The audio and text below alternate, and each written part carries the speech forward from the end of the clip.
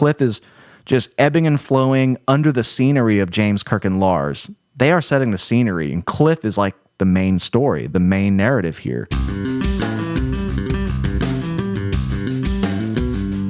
What's up, guys? Welcome back to Lowen University, and this week I'm excited to take on more Metallica, featuring Cliff Burton's performance on the Call of Ktulu.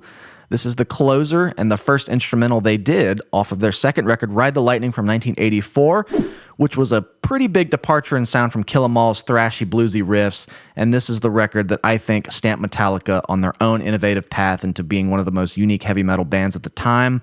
These records are timeless, and Cliff's performance was quite buried.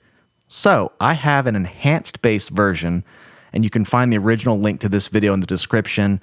Please go listen to that. But we're going to kind of dive in and see what nuances I might not have heard before, and you might as well. Let's jump in. Enhanced bass version, The Call of Ktulu by Metallica.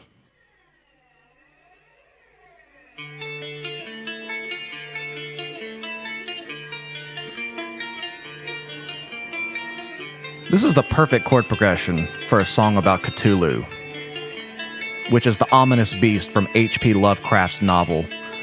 You know, these guys were doing this stuff at age 19, 20. Pretty incredible vision.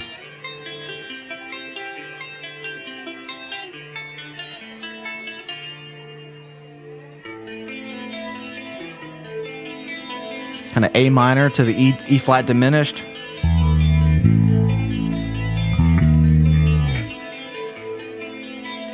It's really setting up this dark and brooding, imaginative setting with no lyrics. They are creating this vibe perfectly. The intro, the wind, is a perfect depiction for the album art, the dark tone of the album, and Cliff is Cthulhu when he comes in. The intensity is building. And the bass is louder on this version. I love it. I think we'll get to hear some stuff I might not have heard. Some double stops. D minor.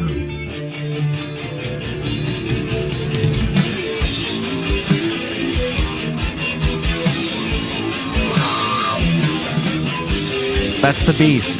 Cthulhu. Cliff is Cthulhu. It's so cool.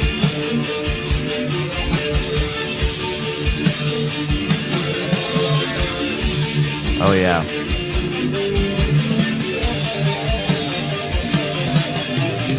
You cannot hear that on the original very well. Let's catch that again. You know, listening to this song in the past, and I knew these little things were there, but I didn't know they were that involved. And this version is really awesome to unearth some of this stuff, because you can definitely not hear it that clearly on the original. I want to get this little pull-off thing here.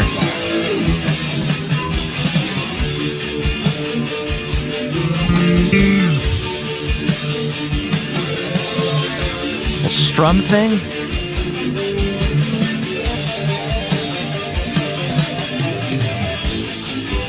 Amazing. Love that little thing there, kind of like just a down the D minor scale.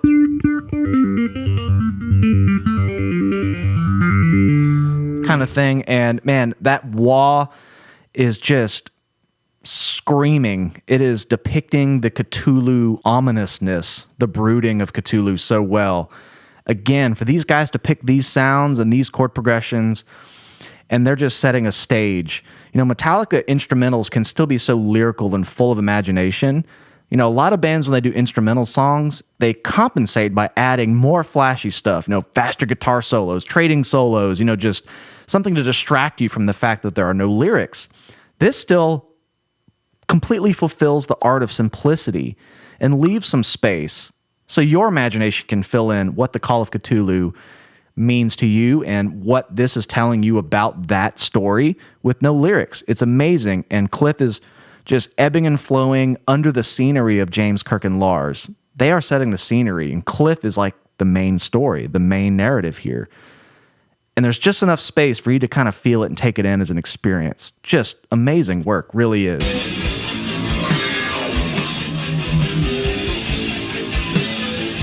Those wahs sound like a screaming bobcat.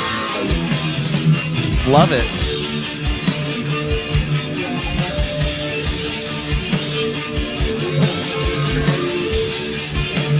Those little minor thirds there. Really good stuff. There's another one.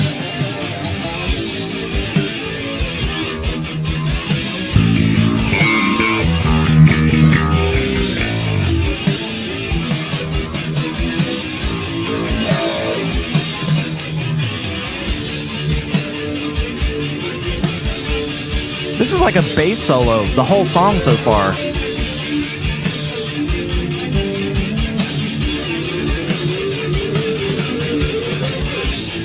I like how every fill he does on that kind of tail end fourth section is a little different.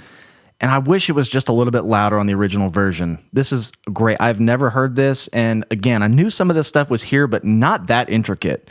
This whole thing is like a big bass solo. This is like another Cliff song. It really is. You know, the first part we had the little pull-offs. And then this third time is kind of a more lyrical feel going up that scale.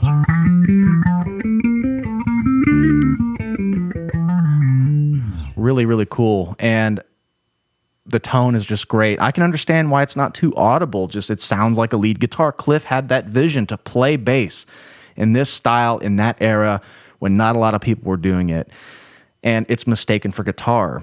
And he's just the imprints left on these records, these early records of his, are still influential to me and so many others today. It's just really amazing, you know, the vision he had for that instrument in this time period.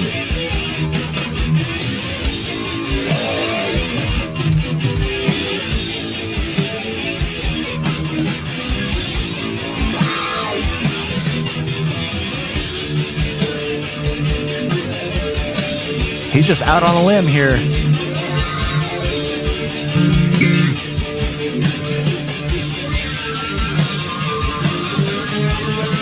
Oh, yeah. I have never heard that bend. Listen to that. It's like a bluesy kind of... almost kind of reminiscent of Anesthesia Pulling Teeth. You know, he brought that from the very first album. Incredible.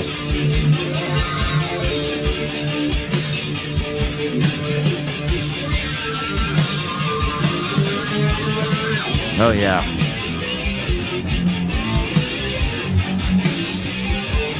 Now we're changing scenes. This might be like the bridge. Kind of pivoting. We're going to build Cthulhu.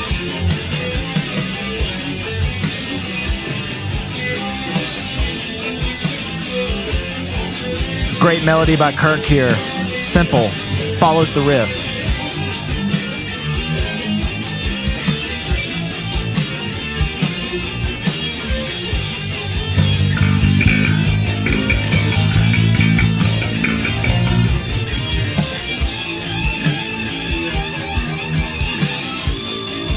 And before we get too deep into this solo, I love the build there for Kirk. It kind of follows the riff and really has a natural transition to this really intense kind of shred thing.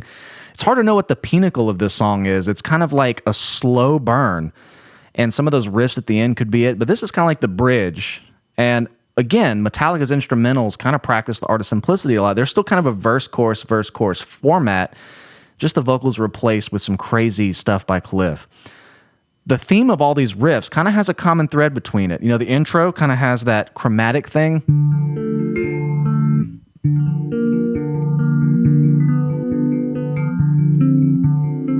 And I know someone's going to mention that Dave Mustaine had a co-writing credit for this. This is kind of the chord progression for the intro of Hangar 18, but don't forget, it's also kind of Kashmir by Zeppelin.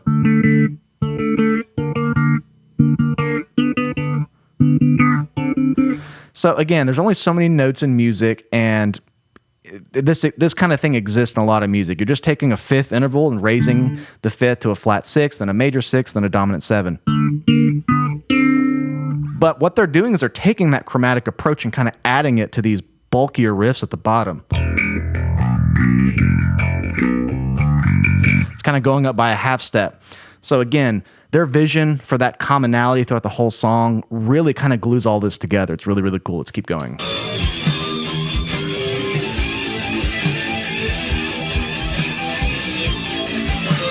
It's almost like Kirk and Cliff are soloing here together.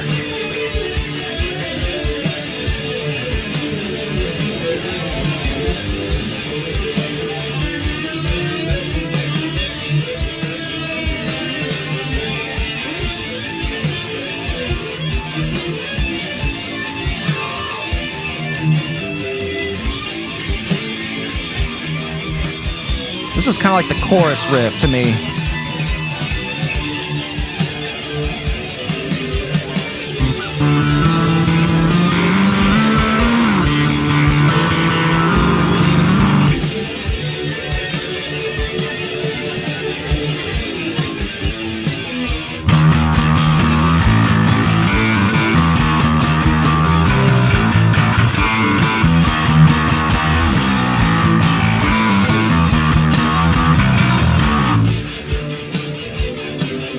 Love the phrasing of the whole thing.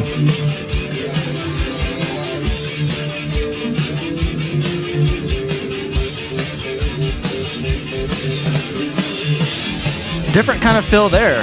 Kind of sounded like a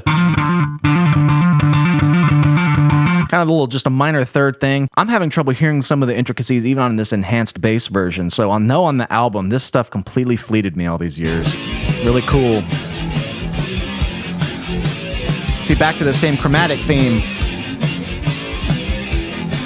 except they're kind of breaking it in half now. A lot slower. It's like halftime of the previous in a way, as far as the note phrasing.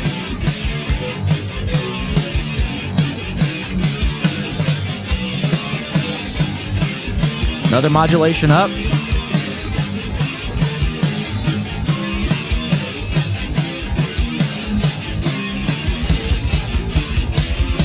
Double bass, driving it. Again, this is telling a whole story. No lyrics. Perfectly depicting Cthulhu.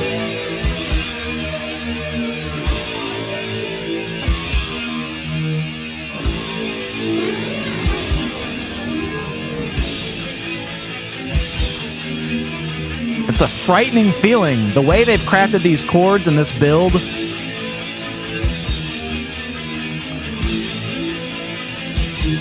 Kind of bringing it all together.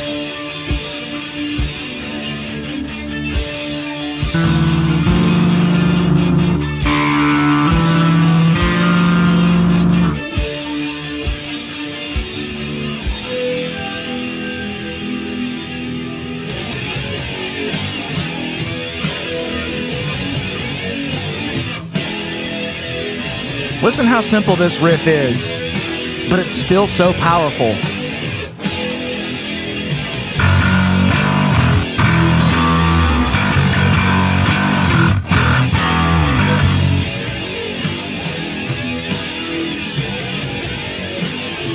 I want to point out, too, Metallica are really great. They have a knack for writing these riffs that are so simple that they could be sung. You know, there's a lot of metal riffs that might go.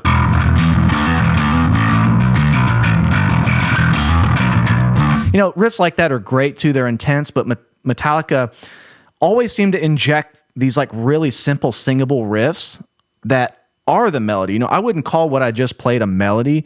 Probably a great metal riff, but it doesn't have a melodic sensibility to it. And that's something this band has always kept at the foundation of their songs. And even in an instrumental where you'd want to overcompensate, like I said earlier, to really keep the listener's attention without a vocal hook, they still have these simple riffs. That is the melody. It's telling the story. They don't crowd out the instrumental with a lot of distractions coming in and out. Your imagination can fill the empty space. And I think they had the wherewithal to know that writing songs like this, even at an early age. Really great stuff. Harmony from Kirk.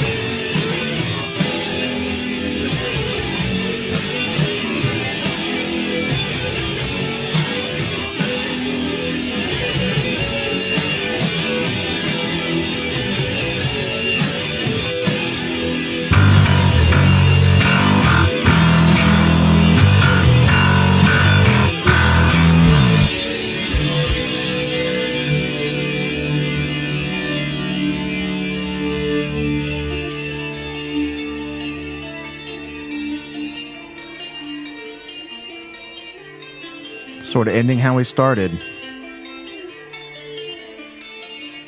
You know, the wind sound, I just feel like something bad's about to happen on a cold, dreary winter day. You know, this lightning artwork, they have just made this depiction of the whole vibe so perfect.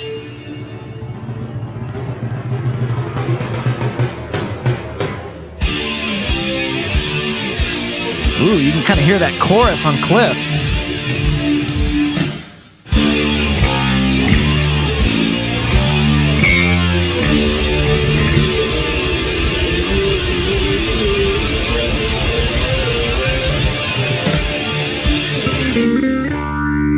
Oh man, I forgot how epic that ending was. This ending kind of reminds me of like someone waking up from the nightmare of Cthulhu, having a brief moment of solace and relief and realizing it was in fact not a dream. And Cthulhu has just destroyed everything or whatever that might be. I'd have to brush up on the actual literature, but... And being the album closer just leaves you on a... Just leaves you with kind of a dark feeling, but in a good way. It's just really cool.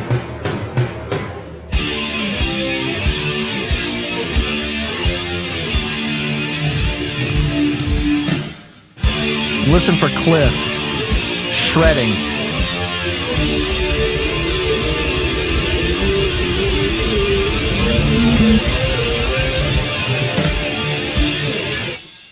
Well, hearing this certainly gave me a whole new appreciation for Cliff's parts and, in general, Metallica's song, The Call of Ktulu. Again, if you listen closely on the studio record, you know something's going on, but it's more of just a texture, and this enhanced bass version really allowed me to hear, note-wise, actually how this stuff was fitting in. And it kind of turned the first 3 minutes of the song into what I thought was just a texture-driven part by Cliff, to a full-on bass solo for the first half almost. And almost like Orion, this is Cliff's solo spot. He takes a different role in Orion than he does in Call of Ktulu, but it's just another nod to the visionary he was for a bass player. And I'm so glad you guys recommended me this enhanced bass version. I didn't know this existed. And I know you guys are going to recommend me check out the S&M version. I have, it's fantastic. But I wanted to just hear what Cliff was doing on the original record. And thank you guys for requesting this. This was a really cool addition. If you want to check out my analysis to Orion, you can check it here in the end screen or in the link in the description. Thank you guys so much. Hats off to Cliff again. And just the whole band putting a piece like this together to create that sort of emotion with no lyrics is extremely impressive. And anybody that heard this early on, I'm sure knew the legacy they were going to leave before it even happened. Amazing songwriting, amazing playing, and just a vision for how to elicit dark emotions in a song while having a melodic side, and Metallica nail that. They nail that recipe perfectly. Thank you so much for watching. Give this video a thumbs up. Comment what you'd like to see. I'd love to focus on some of Jason Newsted or even Rob's work, so I got to kind of do some digging and see what would be best there. But let me know if you have any ideas. And lastly, make sure you're subscribed. Thank you so much. We'll see you next week. Cheers.